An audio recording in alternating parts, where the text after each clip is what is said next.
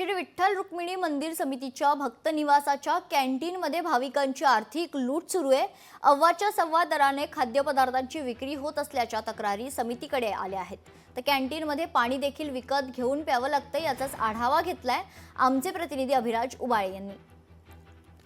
श्री विठ्ठल रुक्मिणी हा गरिबाचा देव म्हणून ओळखला जातो आणि राज्याच्या कोपऱ्यातून मोठ्या प्रमाणात भाविक पंढरपूरला विठुरायाच्या दर्शनासाठी येत असतात आणि त्यांची राहण्याची व खाण्याची सोय व्हावी म्हणून मंदिर समितीने भक्त निवास उभं केलेला आहे आणि त्या भक्त निवास मध्ये कॅन्टीन आहे। आपण बघू शकता या कॅन्टीन मध्ये सामान्य भाविक जो येतो त्या भाविकांसाठीचे रेट आपण या ठिकाणी बघू शकताय।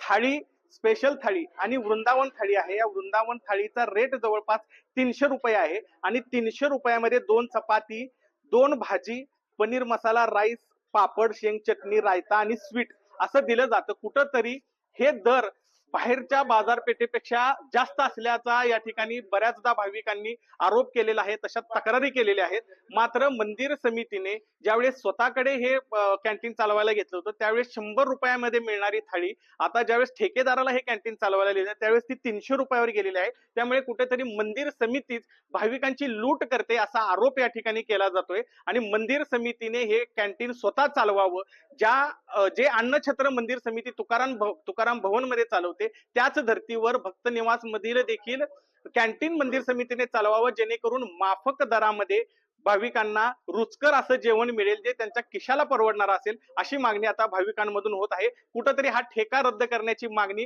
पुन्हा एकदा मंदिर समितीच्या बैठकीमध्ये जोर धरलेली आहे। अभिराज उबाळे, लोकशाही मराठी, पंढरपूर। लोकशाही मराठी ऐका, पहा, जागरूक रहा।